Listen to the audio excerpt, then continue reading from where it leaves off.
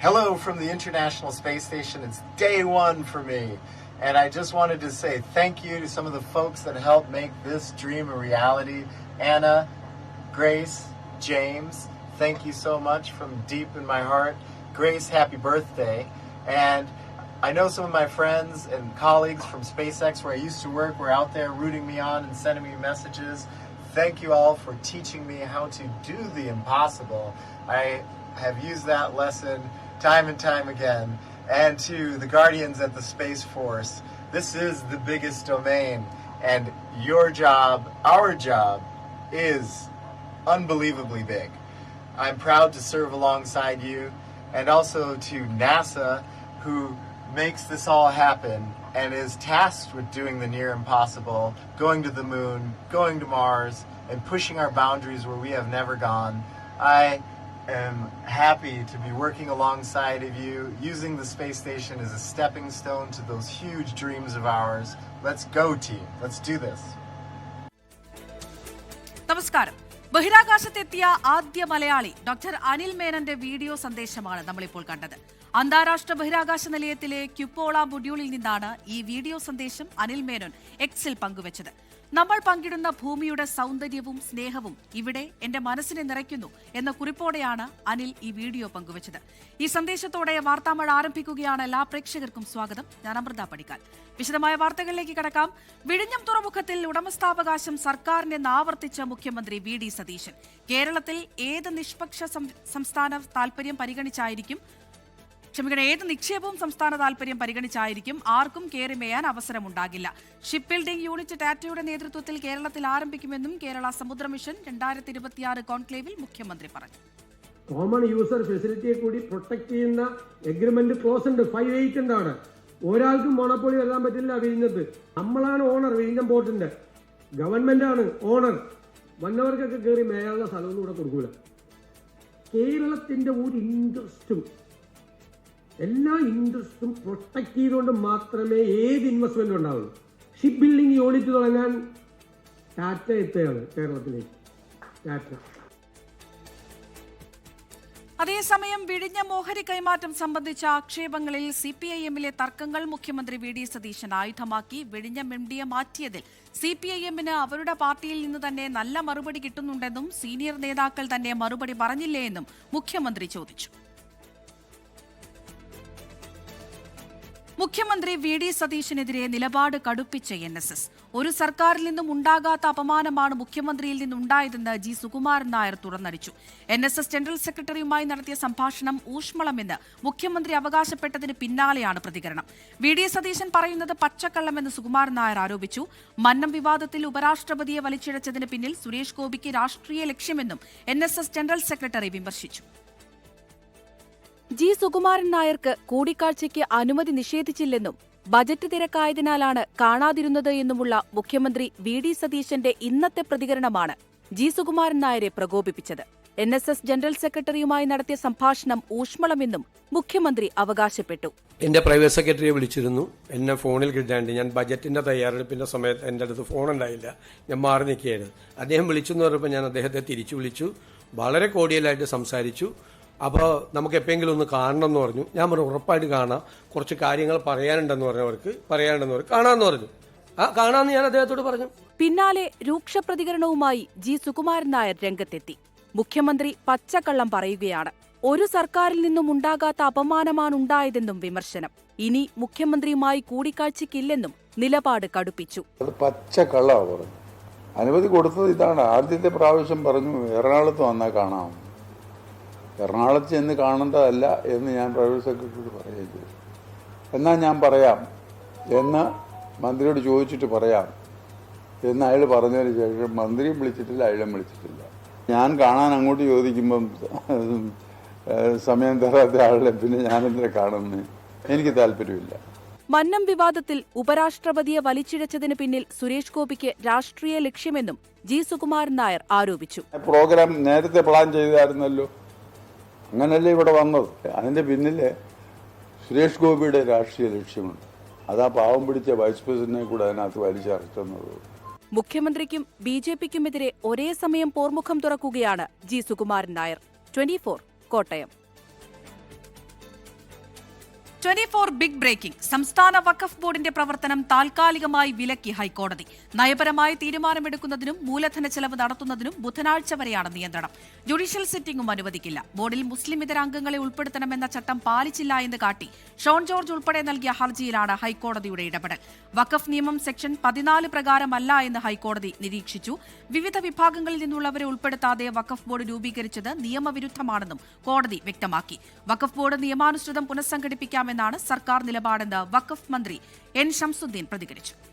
നിയമാനുസൃതം ഈ കാര്യങ്ങൾ റെഗുലേറ്റ് ചെയ്യാൻ, നിയമാനുസൃതം ഇത് പുനഃസംവിധാനം ചെയ്യാൻ, അതായത് ഹൈക്കോടതി കണ്ട കാര്യം വഖഫ് ബോർഡിന്റെ നോമിനേഷൻ നോംസ് പ്രകാരമല്ല എന്നുള്ളതാണ്. കോടതിയുടെ മേൽനോട്ടത്തിലിരിക്കുന്ന കാര്യമല്ലേ, പാലിച്ചുകൊണ്ട് പുനഃസംവിധാനം ചെയ്യാൻ ഞങ്ങൾ ഒരുക്കമാണ് എന്ന് ഗവൺമെൻറ് ഒരുക്കമാണ് എന്ന് അറിയിക്കുകയും ചെയ്തു. നിലവിലുള്ള വഖഫ് ആക്ട്, ഉമ്മീദ് ആക്ട്, വഖഫ് ആക്ട് പ്രകാരമല്ല കേരളത്തിലെ വഖഫ് ബോർഡ് പുനഃസംഘടിപ്പിച്ചിട്ടുള്ളത് എന്നും അതിനാൽ ഈ വഖഫ് ബോർഡിന് വാലിഡിറ്റി ഇല്ല, ഈ വഖഫ് ബോർഡിനെയും അതിൻ്റെ തീരുമാനങ്ങളെയൊക്കെ ദുർബലപ്പെടുത്തണം എന്ന് പറഞ്ഞുകൊണ്ടാണ് ഈ ഹർജികൾ ഹൈക്കോടതി മുമ്പാകെ വന്നത്. ഗവൺമെന്റ് പ്ലീഡർ നിയമനത്തിൽ മുഖ്യമന്ത്രി വി.ഡി. സതീശനെതിരെ വീണ്ടും ലോയേഴ്സ് കോൺഗ്രസും കെ.എസ്.യുവും. മുഖ്യമന്ത്രിയുമായി പലവട്ടം ചർച്ചകൾക്ക് ശ്രമിച്ചിട്ടും നിരന്തരം ഒഴിവാക്കുകയാണുണ്ടായത്. മുഴുവൻ കുറ്റവും തങ്ങളുടെ മേൽ ചുമത്താനുള്ള ശ്രമമെന്നും ലോയേഴ്സ് കോൺഗ്രസ് സംസ്ഥാന പ്രസിഡന്റ് അഡ്വക്കേറ്റ് പി.കെ. റഹ്മാൻ. പ്രവർത്തകർ ഉന്നയിച്ച ആശങ്കയാണ് സർക്കാരിന്റെ ശ്രദ്ധയിൽപ്പെടുത്തിയത്. സർക്കാർ നിയമനങ്ങളിൽ ഇപ്പോഴും ആശങ്കയെന്ന് കെ.എസ്.യു സംസ്ഥാന പ്രസിഡന്റ് അലൂഷ്യസ് സേവ്യറും പ്രതികരിച്ചു. ഇപ്പം നിലവിൽ സർക്കാർ നിയമനങ്ങളുമായി ബന്ധപ്പെട്ട ചില വിഷയങ്ങളിൽ ആശങ്ക നിലനിൽക്കുന്നുണ്ട്. അത് കേരളത്തിലെ മുഴുവൻ കെ.എസ്.യുക്കാരുടെയും യൂത്ത് കോൺഗ്രസ് ആളുകളുടെയും ഒരു ആശങ്കയായി തന്നെ നിലനിൽക്കുകയാണ്. അപ്പോൾ അത് മുഖ്യമന്ത്രിയെ നേരിട്ട് കണ്ട് അദ്ദേഹത്തിൻ്റെ ശ്രദ്ധയിൽപ്പെടുത്തും. അപ്പോൾ അദ്ദേഹത്തിൻ്റെ അപ്പോയിൻമെൻറ്റ് ചോദിച്ചിട്ടുണ്ട്. ഇന്ന് വൈകുന്നേരം അല്ലെങ്കിൽ നാളെ രാവിലേക്കകം അദ്ദേഹത്തെ നേരിട്ട് കാണാം എന്നാണ് പറഞ്ഞിരിക്കുന്നത്. അതേസമയം പ്ലീഡർ നിയമനത്തിൽ സർക്കാരിനെതിരെ വീണ്ടും CPIM രംഗത്ത് വന്നു. ചട്ടപ്രകാരം AGയുടെ ലിസ്റ്റിൽ നിന്നാണ് പ്ലീഡർമാരെ നിയമിക്കേണ്ടതെന്നും കോൺഗ്രസ് പോഷക സംഘടനാ ലിസ്റ്റിൽ നിന്ന് അഭിഭാഷകരെ നിയമിച്ചത് ഭരണഘടനാ ലംഘനമാണെന്നും മുൻ നിയമമന്ത്രി P. രാജീവ് ആരോപിച്ചു. യഥാർത്ഥത്തിൽ ഇന്ന് അദ്ദേഹത്തിന്റെ പത്രസമ്മേളനം മുഖ്യമന്ത്രി സത്യപ്രതിജ്ഞാ ലംഘനം നടത്തിയിരിക്കുന്നു. ഗവൺമെന്റ് പ്ലീഡർമാരെ നിയമിച്ചിട്ടുള്ളത് ലോയേഴ്സ് കോൺഗ്രസിന്റെ ലിസ്റ്റ് പ്രകാരമാണ് എന്നൊരു മുഖ്യമന്ത്രി പത്രസമ്മേളനം നടത്തി പ്രഖ്യാപിച്ചിരിക്കുന്നു. അദ്ദേഹം പറയുന്നത് ലോയേഴ്സ് കോൺഗ്രസ് നൽകിയ ലിസ്റ്റാണ്. ആ ലിസ്റ്റിൽ 2 പേരുണ്ട്. ആ ലിസ്റ്റിൽ നിന്ന് അല്ലാതെ ഞങ്ങൾ വേറെ ആൾ എടുത്തോ എന്ന് ചോദിച്ചാൽ ഞങ്ങൾ AGയുമായിട്ട് ചർച്ച ചെയ്തിട്ടുണ്ട്. അല്ലാതെ ലോയേഴ്സ് കോൺഗ്രസ് നൽകുന്ന അടിയിലല്ല ഞങ്ങൾ ഒപ്പിട്ടത്. അപ്പൊ തീരുമാനത്തിന്റെ അടിസ്ഥാനം ലോയേഴ്സ് കോൺഗ്രസ് നൽകിയിട്ടുള്ള ലിസ്റ്റാണ് എന്ന് ഭരണഘടനാ പ്രകാരം പ്രീതിയോ പ്രത്യേകമായ താല്പര്യമോ ഇല്ലാതെ മുഖ്യമന്ത്രിയായി പ്രവർത്തിക്കുമെന്ന് സത്യപ്രതിജ്ഞ ചെയ്ത് അധികാരമേറ്റ ഒരാൾ മാധ്യമങ്ങളിലൂടെ സമൂഹത്തോട് പരസ്യമായി സമ്മതിച്ചിരിക്കുകയാണ്. സോളാർ കേസിൽ മല്ലേലിൽ ശ്രീധരൻ നായരുടെ പരാതിയിലെടുത്ത കേസിൽ നിന്ന് 3-ാം പ്രതി ടെന്നി ജോപ്പനെ ഒഴിവാക്കി ഹൈക്കോടതി. 50 ലക്ഷം രൂപയുടെ തട്ടിപ്പ് നടത്തിയെന്ന പരാതിയിലെടുത്ത കേസിൽ നിന്നാണ് ടെന്നി ജോപ്പനെ ഒഴിവാക്കിയത്. അതേസമയം സോളാർ ഗൂഢാലോചന കേസിൽ കോൺഗ്രസ് നേതാക്കളായ KC ജോസഫും ബെന്നി ബെഹനാൻ MPയും കോടതിയിൽ ഹാജരായി സാക്ഷിമൊഴി നൽകി. Kottarakkara judicial first class magistrate കോടതിയിലെത്തിയാണ് മൊഴി നൽകിയത്. സോളാർ സാമ്പത്തിക തട്ടിപ്പ് കേസിൽ മുൻ മുഖ്യമന്ത്രി ഉമ്മൻചാണ്ടിയുടെ PA ആയിരുന്ന ടെന്നി ജോപ്പനെ പ്രതിപട്ടികയിൽ നിന്ന് ഒഴിവാക്കാൻ ഹൈക്കോടതി അനുമതി നൽകി. നിയമപരമായി മുന്നോട്ടു പോകാൻ താൽപര്യമില്ലെന്ന് പരാതിക്കാരനായ മല്ലേലിൽ ശ്രീധരൻ അറിയിച്ചതോടെയായിരുന്നു തീരുമാനം. ഉമ്മൻചാണ്ടിയെ ക്രൂശിക്കാൻ തന്നെ കരുവാക്കുകയായിരുന്നെന്നും അന്വേഷണ ഉദ്യോഗസ്ഥനായിരുന്ന A. ഹേമചന്ദ്രൻ അറസ്റ്റിന് മുൻപ് അന്ന് തന്നെ ഉപദ്രവിച്ചെന്നും ടെന്നി ജോപ്പൻ പറഞ്ഞു. എന്നെ ചോദ്യം ചെയ്യാൻ വിളിക്കുന്നു, ചെല്ലാൻ പറയുന്നു, ഞാൻ ചെല്ലുന്നു. ADP ഹേമേന്ദ്രൻ എന്റെ ചെവിക്കടുത്ത് അടിക്കുന്നു. എന്നെ ചെവിക്കടുത്ത് അടിച്ചാണ് ഹേമേന്ദ്രൻ നായർ. ഇനി മനസ്സിലായത് എന്തിനാണുള്ളത്. ഞാൻ അദ്ദേഹം ചോദിക്കുകയും ചെയ്തു. അദ്ദേഹം ഒന്നും പറയാൻ ഇറങ്ങിയൊരു പോക്കും പോയി. അത്രയും ഒരു നികൃഷ്ടമായ കാര്യമാണ് ഹേമേന്ദ്രൻ ചെയ്തത്. അതേസമയം മുൻമന്ത്രി KB ഗണേഷ് കുമാറും പീഡനക്കേസിലെ പരാതിക്കാരിയും പ്രതിയായ ഗൂഢാലോചന കേസിൽ ബെന്നി ബെഹനാൻ MPയും മുൻമന്ത്രി KC ജോസഫും കോടതിയിലെത്തി മൊഴി നൽകി. Kottarakkara first class judicial magistrate കോടതിയിലാണ് മൊഴി നൽകിയത്. എത്ര കാലം കഴിഞ്ഞാലും ഉപ്പ് തിന്നയാൾ വെള്ളം കുടിക്കുമെന്ന് ഇരുവരും പ്രതികരിച്ചു. എത്ര കാലം മുമ്പോട്ട് പോയാലും സത്യം വിജയിക്കും. അത് സരിതയുടെ കത്തിൽ 21 പേജായ ആദ്യത്തെ കത്തിൽ 4 പേജ് കൂട്ടിച്ചേർത്താണ് ആ പരാമർശം എഴുതി ചേർത്തത്. ഉമ്മൻചാണ്ടിയുടെ ആത്മാവിനോടുള്ള ഒരു നീതിയാണ് ഞങ്ങൾ ഇന്ന് ഇവിടെ നിർവഹിച്ചത്. സത്യം പുറത്തുവരും. ഇതിൽ കുറ്റക്കാരായിരുന്നാലും ഏത് വമ്പനായിരുന്നെങ്കിലും ഈ കത്തിന്റെ പിന്നിൽ പ്രേരണ കൊടുത്തവർ ഏത് വമ്പനാണെങ്കിലും അത് വെളിച്ചത്ത് കൊണ്ടുവരും. പീഡനക്കേസിലെ പരാതിക്കാരി സോളാർ അന്വേഷണ കമ്മീഷന് മുന്നിൽ ഹാജരാക്കിയ കത്തിൽ 4 പേജ് കൂട്ടിച്ചേർത്തതിന് പിന്നിൽ ഗൂഢാലോചനയുണ്ടെന്ന് ചൂണ്ടിക്കാട്ടിയുള്ള ഹർജിയിലാണ് വിചാരണ നടക്കുന്നത്. കൊച്ചി ബ്യൂറോയ്ക്കൊപ്പം 24 കൊല്ലം. കാലങ്ങളായി നിലനിൽക്കുന്ന ഓർത്തഡോക്സ് യാക്കോബായ സഭാതർക്കം പരിഹരിക്കാൻ സർക്കാർ മുൻകൈയെടുക്കുമെന്ന് മുഖ്യമന്ത്രി വി.ഡി. സതീശൻ. സഭാതർക്കത്തിൽ മുഖ്യമന്ത്രിയുടെ ഇടപെടൽ സ്വാഗതാർഹമെന്ന് കർദിനാൾ major arch bishop Baselios Cleemis ബാവ പറഞ്ഞു. മുഖ്യമന്ത്രിയുടെ പ്രസ്താവനയെ ഓർത്തഡോക്സ് സഭയും സ്വാഗതം ചെയ്തു. യാക്കോബായ സഭയുടെ തിരുവനന്തപുരം മേഖലാ മെത്രാപ്പൊലിത്ത സ്ഥാനാരോഹണ ചടങ്ങിലായിരുന്നു ഇരുവരുടെയും പ്രതികരണം.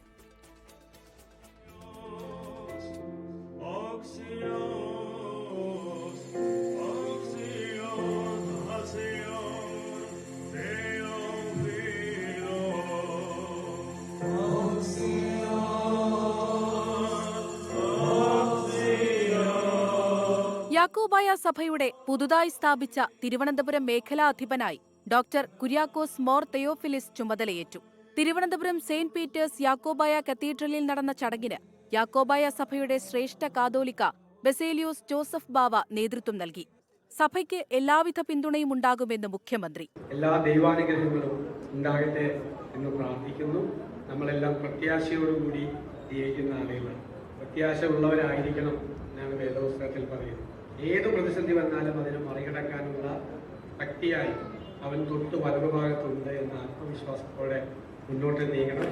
അതിനെ സഭയ്ക്ക് എല്ലാ പിന്തുണയും സർക്കാരിന്റെ ഭാഗത്തുനിന്നും മറ്റ് കാര്യങ്ങളും ഉണ്ടാകും. സഭാതർക്കം പരിഹരിക്കാമെന്ന് മുഖ്യമന്ത്രി തന്നെ പറയുമ്പോൾ മറ്റെന്തുറപ്പാണ് വേണ്ടതെന്ന് ക്ലീമിസ് ബാവ. ബഹുമാന്യനായ മുഖ്യമന്ത്രി ഒരു സഭാധ്യക്ഷൻ പറയാനുള്ളത് പറഞ്ഞിട്ടാണ് പോയത്.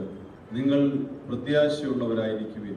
ഏത് സാഹചര്യത്തെയും അതിജീവിക്കാൻ കഴിയുന്ന അവന്റെ സാന്നിധ്യം ഞങ്ങളുടെ കൂടെയുണ്ട് എന്ന് തലസ്ഥാനത്തിന്റെ മുഖ്യമന്ത്രി പറഞ്ഞാൽ പിന്നെ ഞങ്ങളെ നീ എന്താ പറയാനാണ്?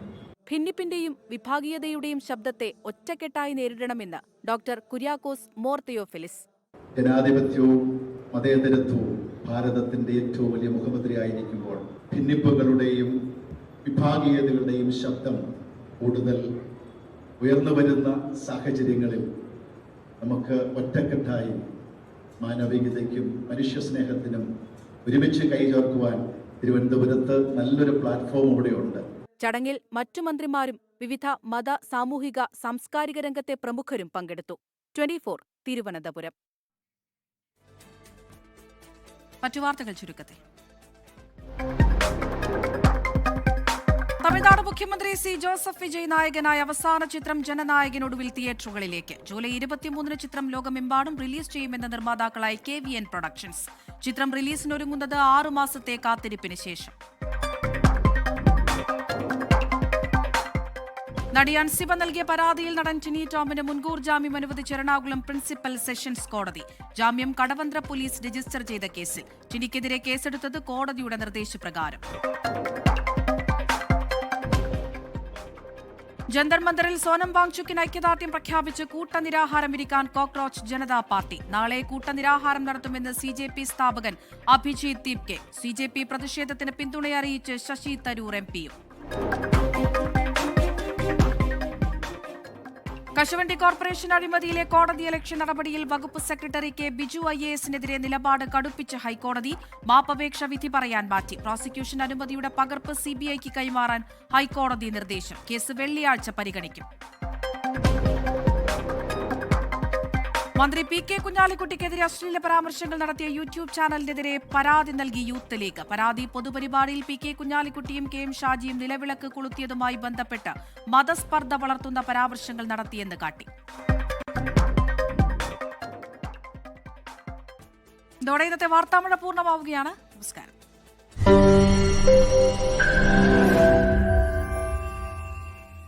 ലോകത്തെവിടെയായാലും ഏത് സമയത്തും 24 വാർത്തകളും ഓഗ്മെന്റഡ് റിയാലിറ്റി പാക്കേജുകളും എക്സ്പ്ലെയിനറുകളും വിശദമായി കാണാൻ ഞങ്ങളുടെ യൂട്യൂബ് ചാനൽ നിങ്ങൾക്ക് സബ്സ്ക്രൈബ് ചെയ്യാം.